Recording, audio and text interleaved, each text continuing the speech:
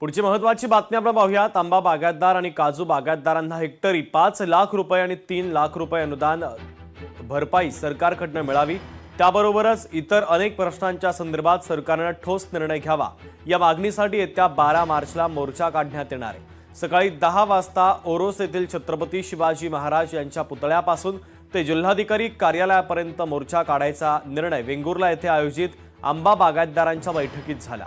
कोकणातील शेतकऱ्याला गृहीत धरू नका असा इशारा शेतकरी नेते राजू शेट्टी यांनी दिलेला आहे।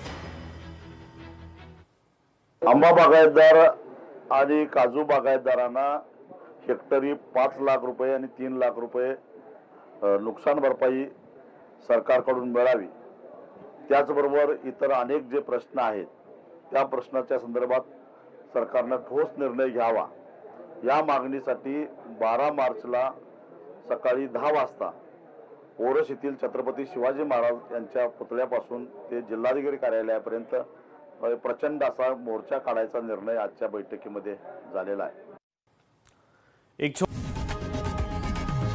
लोकशाही मराठी ऐका, पहा, जागरूक रहा।